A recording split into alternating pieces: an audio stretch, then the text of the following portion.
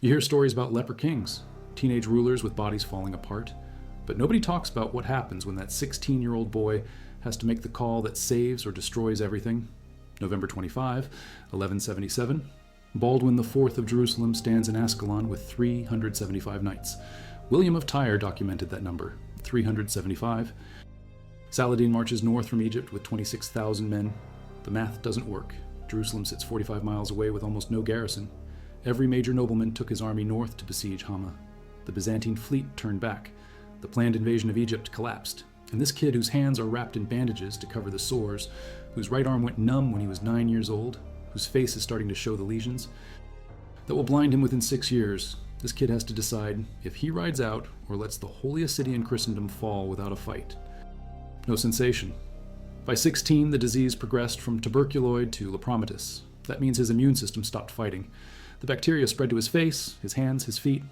Ulcers opened, skin thickened, the extremities lost all feeling. Medieval physicians knew leprosy meant slow death. King Amalric brought Abu Suleiman Dawood from Egypt, one of the finest Arab doctors alive, to treat his son. Nothing worked. Mercury sulfide ointment. Prayer, isolation protocols. The numbness spread, the sores multiplied, and Baldwin kept learning to rule. When his father died in 1174, Baldwin was 13. The High Court crowned him anyway. No other male heir existed. His mother Agnes and her brother Jocelyn moved back to court. Raymond III of Tripoli served as regent until the king turned 15. 2 years. Then Baldwin took full control. He planned an invasion of Egypt. His vassals refused to cooperate. He tried to arrange a Byzantine alliance. Philip of Flanders arrived in September 1177 with money from Henry II of England, Baldwin's cousin. They proposed a joint strike on Egypt with Byzantine naval support. The Byzantines sent ships. Philip took his army north to Hema instead. The ships turned back, and Saladin saw his opening. He bypasses Gaza, where Odo de Saint-Amand holds the Templar garrison. He leaves detachments to pin down both Gaza and Ascalon. The main army pushes north, 26,000 men according to William of Tyre. Modern historians call that exaggerated. An 1181 review listed Saladin's Mamluk forces at 6,976 ghulams and 1,553 Kar-Ghulam archers. Add auxiliaries, Syrian troops, irregular cavalry. Estimates range from 8,000 to 26,000. Pick a number, it doesn't matter. Saladin had overwhelming force. Baldwin rode from Jerusalem to Ascalon with his small corps of knights. Reynald of Chatillon rode with him. Reynald just got released from 16 years in an Aleppo prison in 1176. He hated Saladin with the clarity of a man who spent 16 years in a cell. Baldwin of Ibelin came, his brother Blian, Reginald Grenier, Jocelyn III of Edessa, less than 400 mounted knights. The infantry were townsmen and farmers summoned by the arriere ban, the general call to arms that every able-bodied Christian had to answer. Saladin didn't waste time on a siege. He split his force, left enough men to keep Baldwin bottled up, took the rest and marched toward Jerusalem. His army spread out. They sacked Ramla, they burned Lydda, they raided Arsuf. Confidence turned to greed. The troops scattered across the countryside foraging and looting. Saladin let them. Jerusalem lay open. No army stood between him and the holy city. Inside Ascalon, Baldwin was half dead. He'd been sick with malaria in the summer, still recovering. The leprosy progressed. His hands needed constant wrapping. Infections opened in the ulcers. Bernard Hamilton quotes a contemporary Christian writer who called the king already half dead. But the detachment Saladin left to watch Ascalon wasn't big enough. Baldwin sent word to the Templars at Gaza. Odo broke out of the siege with 84 knights. They linked up on the coast. The force shadowing Saladin grew to around 500 mounted knights, plus the infantry from the arriere ban. Maybe a couple thousand-foot soldiers. Contemporary estimates say 7,000 total, maybe 10,000, maybe less. Numbers blur in chronicles. What's clear is the disparity remained massive. Using his knees and his one working hand and the skills his Arab riding master taught him, Reynald commanded much of the cavalry because Baldwin's condition made prolonged command difficult. But Baldwin rode at the front. He made the strategic decisions, and he knew Saladin was moving through territory Baldwin's vassals controlled. The Ibelin brothers knew every road, every creek, every hillside, every patch of swamp between Ascalon and Ramla. That knowledge became the weapon. Thousand and Malcolm Barber's Crusader States, published in 2012 by Yale University Press. These aren't surface-level Wikipedia summaries. Hamilton spent decades in Crusader archives. Barber specializes in Templar military operations. William of Tyre tutored Baldwin and wrote as events unfolded. Now back to the information. His baggage train slowed near a mound called Al-Safiya. modern Tel Esafi, the White Hill. A crusader castle called Blanchegard sat on top. The ground got muddy. November rains turned the terrain soft. Wagons bogged down. The supply columns stretched out. Part of the army worked to free the baggage. Part ranged ahead. Part stayed scattered in the countryside, still looting. Saladin didn't post scouts behind him. He assumed Baldwin was trapped in Ascalon. He was wrong. November 25th, 1177. Late morning or early afternoon. The exact time isn't recorded. What's recorded is Saladin looking up to see Christian banners on the ridge. Conservative estimates say 8,000. Generous estimates say 26,000. Either number crushes 1,200. The terrain gives an edge. Saladin's army is dispersed, tired from marching, surprised, caught with their baggage mired, and their forces split. But one mistake, and it's over. One failed charge, and the army breaks. And if the army breaks, Jerusalem falls. If Jerusalem falls, the Crusader kingdom collapses. 80 years of Christian rule, and the Levant ends. The holiest city in the world goes back to Muslim control. Every relic, every church, every tomb, every street soaked in Christian blood since 1099 disappears behind new walls. And Baldwin knows he won't live to see 30. His body is already failing. This moment is it. This is the choice. Retreat to Ascalon and hope the walls hold until help arrives. Or charge down that hill into an army 10 times your size because you're a consecrated king and you swore an oath to God and your people, and if you die doing the job. The actual wood from Calvary, or so they believed, the most sacred object in the kingdom. Baldwin drops to his knees in front of his entire army, hands bandaged, face showing the lesions, body shaking from malaria and disease. He prostrates himself before the cross. He prays, not for glory, not for fame, for victory, for his men, for Jerusalem, for the kingdom God entrusted to him. The army watches their king, 16 years old, dying from an incurable disease, kneeling in the dirt before the cross. And every man there knows what he's asking God for. Strength, courage, a miracle. They smash into troops still trying to form ranks. Reynolds' cavalry follows. Baldwin of Ibelин's men on the flank. The king himself rides with them, one-handed, using his knees to guide his mount, fighting with the bandaged hands that chroniclers specifically mention. The charge breaks Saladin's center immediately. Taqi ad-Din, Saladin's nephew commanding the vanguard, tries to form a counterattack. He dies in the early fighting. His son Ahmad dies with him. Saladin's personal guard of Mamluks, between 600 and 900 elite warriors, scrambles to form a defensive line. Too late. The Christian cavalry is already in among them. The surprise is complete. The momentum is overwhelming, and Saladin's scattered army can't concentrate fast enough to respond. His hands are wrapped to cover the suppurating sores. His face is distorted. His arm is numb, but he's charging. He's at the front of his army. He's fighting. The shock of impact as the horses collide, the weight of men and metal and momentum, the sound of lances splintering, swords on mail, screaming horses, dying men, dust and blood and chaos. And through it all, Baldwin keeps fighting. He doesn't withdraw to safety. He doesn't command from the rear. He's in the thick of it, because if the king won't risk his life, why should anyone else? The fastest mount available. He runs. His army breaks. By nightfall, the forces that accompanied him reach Conetum Esternalorum near Tel El Hesi, about 25 miles from Ramla. Baldwin pursues until dark, then retires to Ascalon. The killing continues for 12 miles according to multiple sources. Saladin flees back to Egypt, harassed by Bedouins the entire way through the Sinai. Only 1/10 of his army makes it back. 90% casualties, dead, captured, or deserted. An 1181 chronicle states Saladin reached Cairo on December 8th with a fraction of his original force. The baggage train was captured, the siege engines were lost, his nephew was dead, his reputation was shattered. But the cost was high. Roger de Moulin, Grand Master of the Knights Hospitaller, reported 1,100 men killed and 750 wounded. Out of 1,200 fighters, that's catastrophic. 75% casualties. A Pyrrhic victory by any measure except one. Jerusalem still stands. The invasion failed. Saladin retreated. The kingdom survived. Dedicated to St. Catherine of Alexandria. Her feast day fell on November 25th, the day of the battle. The monks will pray there for the souls of the fallen and the glory of God who granted this improbable triumph.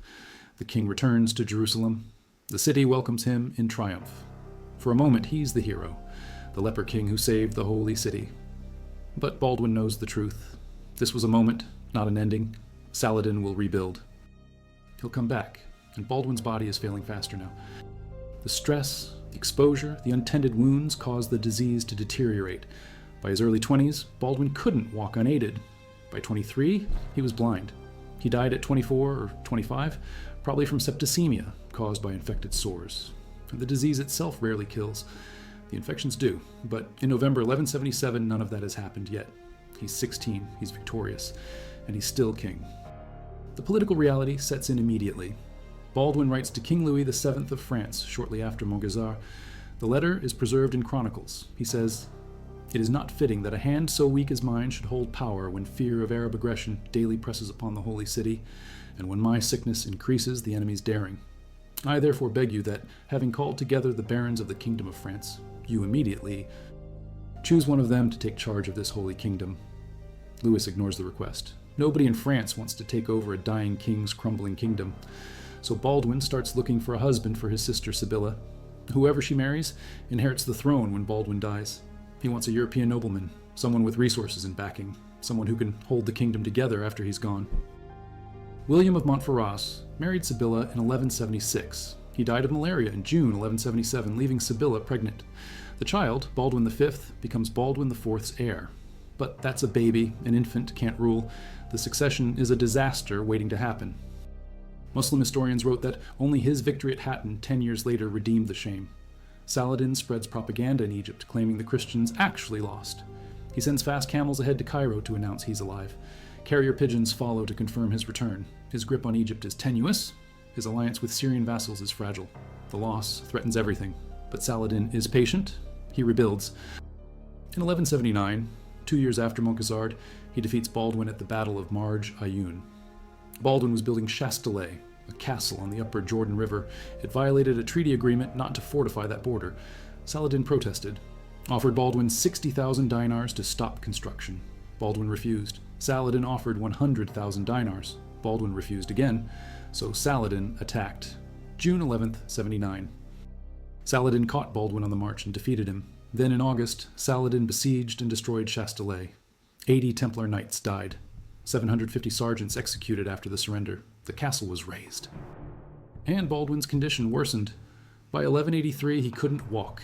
He had to be carried in a litter. His hands were useless. His eyes were failing. But he remained king because no one else could unite the fractious nobility. Raymond of Tripoli wanted power. The Ibelin family wanted power. Guy of Lusignan, who married Sibylla in 1180, wanted power but alienated everyone with his arrogance and incompetence. Baldwin distrusted Guy so completely that in 1183 he crowned his nephew, Baldwin V, as co-king, while the child was only 5 years old. The succession was secured, but only until Baldwin IV died, which happened March 16th, 1185. He was 24 years old. Constant, unrelenting pain as the lesions spread and the infections multiplied and the nerves died and the body failed piece by piece, but also frustration. He'd saved Jerusalem at Montgazard. He'd beaten Saladin at Belvoir. He'd held the kingdom together through sheer force of will and the respect his courage earned. And now he was dying, and the people who would inherit his kingdom were incompetent, ambitious, self-serving nobles who couldn't see past their own interests. He knew what was coming. Guy of Lusignan would take the throne. Guy would lead the army into disaster. Saladin would return, and everything Baldwin fought for would collapse. Guy led the entire army into a waterless desert in summer heat. Saladin surrounded them. The Christian army was annihilated. Guy was captured. Reynald of Chatillon was executed. The True Cross was lost. Jerusalem fell on October 2nd after a 2-week siege. Saladin took everything. The kingdom was gone. Just 10 years after Montgazard, everything Baldwin saved, lost. But on November 25th, 1177, none of that has happened yet. Baldwin is 16. He's standing on a hill near Ramla, looking down at Saladin's disintegrating army. He's wounded, exhausted, probably in agony from the fighting and the disease. His men are chanting his name. 1,200 fighters just routed an army 10 times their size. The math didn't work. The odds were impossible. But they won anyway. Because a teenage king with a dying body made the choice to ride out instead of hiding behind walls. Because he knelt before the True Cross and asked God for strength. Because he charged down that hill knowing he might die, but refusing to let Jerusalem fall without a fight. The knowledge that this victory, this moment, this miracle, won't last. Can't last. Because he's dying and the kingdom is fragile and Saladin isn't going away. But right now, in this moment, Jerusalem is safe. The people are saved. And he did his job. He was a king, not despite the leprosy, but through it. He didn't let the disease define him. He didn't abdicate or retreat or surrender. He ruled. He fought. He won. That's what goes through your mind when you're 16 and dying, and you just saved the holiest city in the world with 1,200 men against an army of thousands. You think about duty. You think about faith. You think about the oath you swore and the people depending on you and the fact that God put you in this impossible position for a reason. And you accept it, all of it, the pain and the disease and the death that's coming, because you're the king, and this is what kings do. The Historia Rerum in Partibus Transmarinus Gestarum covers events from 1095 through 1184. William was there. He watched Baldwin grow up. He diagnosed the leprosy. He served as chancellor during the reign. His chronicle is the primary source for understanding Baldwin's personality and decision-making. Published by Cambridge University Press in 2000, Hamilton spent 30 years researching Crusader archives, papal correspondence, and Islamic chronicles. He argues Baldwin wasn't a passive figurehead, controlled by regents and factions. The evidence shows active leadership. Baldwin made strategic decisions, commanded armies personally, and maintained central authority despite progressive physical deterioration. Hamilton quotes contemporary writers describing Baldwin as already half dead before Montgisard, yet fighting in the thick of battle with bandaged hands. That's not passive. That's deliberate, calculated courage. Flanks. The Ibelins' local knowledge positioned Baldwin's army on terrain that negated Saladin's numerical advantage. The swampy ground near the ravine meant Saladin couldn't deploy his full force effectively. The scattered foraging parties couldn't regroup fast enough. The surprise was complete because Saladin didn't scout behind him. Multiple failures compounded into catastrophe for the Ayyubid army. Islamic sources confirm the defeat's severity. Imad ad-Din al-Isfahani, Saladin's personal chronicler, describes the battle at Al-Safia Mound. He doesn't sugarcoat the disaster. Ibn al-Athir, another Muslim historian, states Saladin intended to besiege a Crusader castle in the area but got ambushed before he could organize the siege. The Islamic chronicles emphasize the shock and humiliation. Saladin's reputation as an invincible general shattered. It took years to rebuild his credibility. It wasn't a clean victory. It was mutual slaughter, where the Christians held the field and Saladin ran. The difference is, Saladin could replace his losses. Baldwin couldn't. The kingdom's manpower was finite. Every knight killed at Montgisard weakened Jerusalem's defensive capacity. But in the immediate aftermath, that didn't matter. They won. The invasion failed. Jerusalem stood. Baldwin's decision to build a monastery on the battlefield reveals his mindset. He didn't build a fortress or a monument to himself. He built a place of prayer, a Benedictine community dedicated to St. Catherine, whose feast day marked the battle. The monks prayed for the dead, for the kingdom, for God's continued protection. Baldwin understood the victory as divine intervention, not just superior tactics or lucky timing, but answered prayer. That's why he prostrated himself before the true cross, before the charge. That's why he ordered the monastery built. He believed God saved Jerusalem that day, and God used a dying teenage king to do it. Tuberculoid leprosy, initially, which deteriorated to lepromatous during puberty. The Montgisard campaign accelerated the deterioration. Exposure, stress, untended wounds, sleeping rough in the field, all contributed. By his early 20s, muscle weakness prevented walking. Blindness followed from keratopathy related to facial nerve involvement. Death came from septicemia, infection from the open sores that covered his body. The disease itself is rarely fatal. The secondary infections kill. Baldwin lasted until March 1185, 9 more years after Montgisard. 9 years of progressive deterioration, increasing pain, and political chaos. His hope that Sibylla would marry a strong European nobleman who could rule after his death collapsed when William of Montferrat died.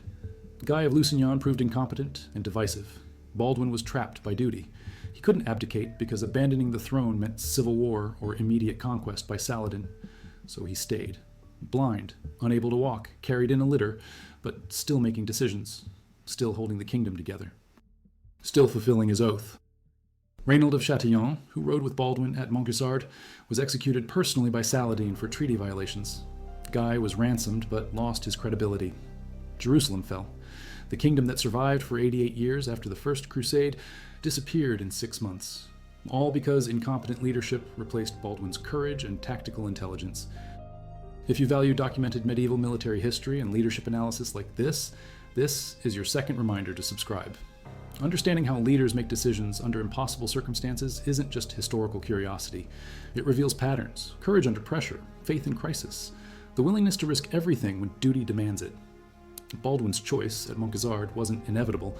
He could have stayed in Ascalon.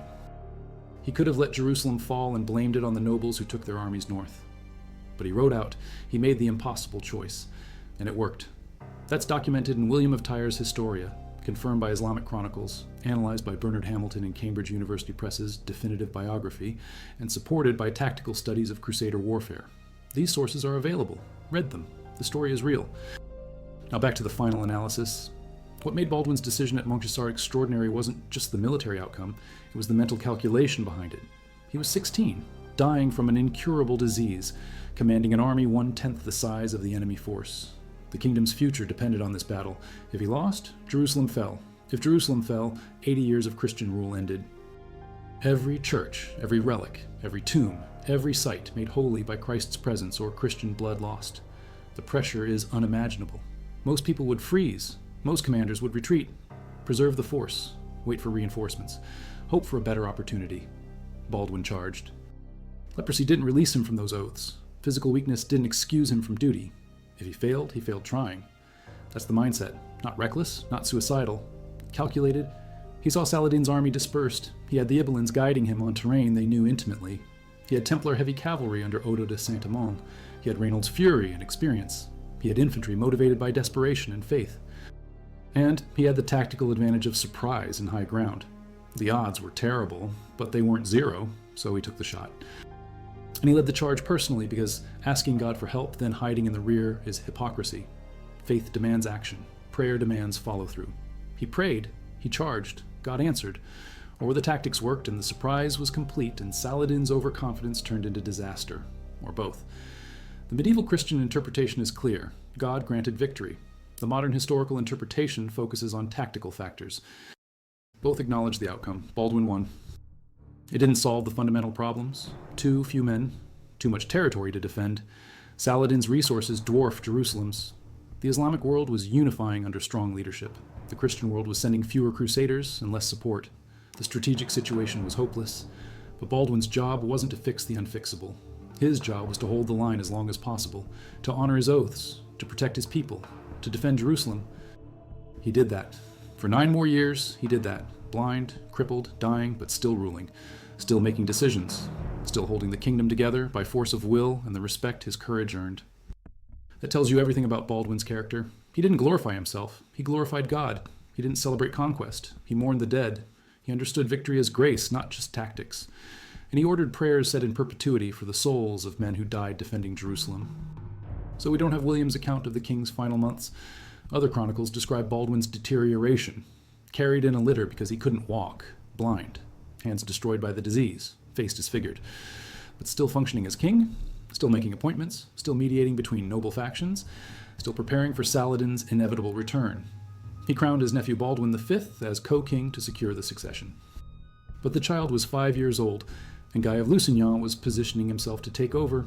Baldwin IV knew what was coming. He tried to prevent it, but he ran out of time. Death came from infected sores, septicemia, fever, organ failure, the body finally giving up after years of slow destruction. He was 24 or 25, 9 years after Montgisard, 9 years of holding the kingdom together, 9 years of refusing to quit. His legacy is complicated. The kingdom fell 2 years after his death. Hattin was a disaster.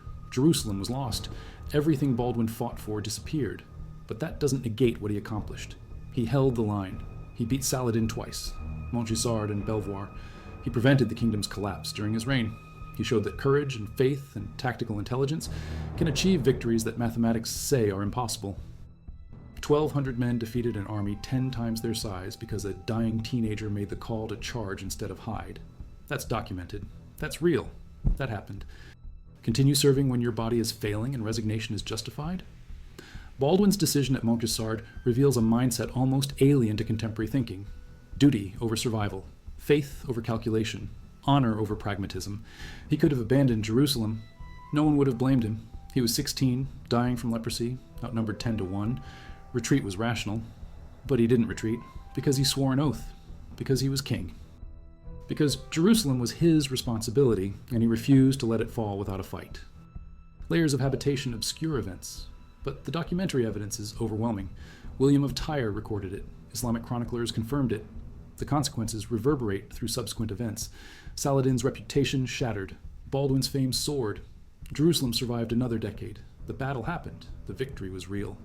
And Baldwin's decision to fight, despite impossible odds, remains one of the most remarkable command choices in medieval history. You think about the terrain, the surprise, the slim chance of success, and you think about what happens if you don't try. Jerusalem falls. The kingdom collapses. 80 years of Christian blood and sacrifice, wasted. Your name becomes the coward king who hid while Jerusalem burned. So you dismount, you kneel before the true cross, you pray for strength you don't have and victory you can't earn. You rise, you give the order. And you charge down that hill into history, one-handed and bandaged and dying, because you're the king, and this is what kings do. The Crusader presence in the Holy Land never recovered. But on November 25th, 1177, none of that had happened yet. On that day, a 16-year-old leper king stood on a battlefield outside Ramla and understood he'd just saved Jerusalem. The cost was high, the victory was temporary, and his body was failing faster every day, but he'd done his duty. He'd kept his oath. He'd won. The Benedictine monastery at Montcassar didn't survive the fall of the kingdom. When Saladin conquered their region, Christian buildings were destroyed or converted. The site is lost, but documents preserve the memory. William of Tyre recorded it. Baldwin ordered it built. Monks prayed there for years. And when you dig through archives and chronicles and papal correspondence, you find references. The monastery existed. The prayers were said. The dead were remembered. Baldwin's decision to commemorate the battle with prayer instead of monuments reveals his character. He understood victory as grace. He honored the fallen, and he pointed to God, not himself. His body was destroying itself from the inside. He commanded a force outnumbered 10 to 1. The kingdom's survival depended on decisions he made in moments, and he made the right calls, not because he was superhuman, because he was human, aware of his limitations, and committed to doing his job anyway. That's leadership. That's courage. That's why 1,200 men charged down a hill into an army of thousands and won. Because their king charged with them, one-handed, bandaged, dying but charging. Blind by his early 20s, unable to walk by 23, dead at 24 or 25, but still king, still ruling, still defending Jerusalem until the disease finally killed him. And when he died, the nobles who inherited his kingdom proved exactly as incompetent as he feared. Guy of Lusignan took the throne, led the army to Hattin, lost Jerusalem, destroyed the kingdom. Everything Baldwin saved with his 1,200 knights at Montgassard, gone. But that doesn't diminish what he did. He held the line. He kept his oath. He saved Jerusalem. And for one impossible afternoon near Ramla on November 25th, 1177, a dying teenage king with bandaged hands proved that courage and faith and impossible mathematics can sometimes, against all odds, produce victory. The archaeological silence at Tel Safi means something. No mass grave matching the 1,100 Christian dead, no weapon scatter matching a major cavalry engagement, no burial pits for thousands of Muslim casualties. Either the battlefield was cleaned completely, bodies removed and weapons salvaged, or the site hasn't been found, or the chronicles exaggerated the casualty figures. But the outcome isn't disputed. Baldwin won. Saladin fled. Jerusalem survived. And the documentary evidence from both Christian and Islamic sources confirms the battle's scale and significance. William of Tyre, writing as events unfolded. Imad ad-Din al-Isfahani, Saladin's chronicler, recording the humiliation. Ibn al-Athir, confirming the disaster. Multiple sources, multiple perspectives, same conclusion. Montgisard was real. The victory was real. And Baldwin's impossible decision to charge proved correct. But today, November 25th, 1177, Jerusalem is safe. His people are alive, and he fulfilled his duty. That has to be enough, because it's all he has, and it's everything.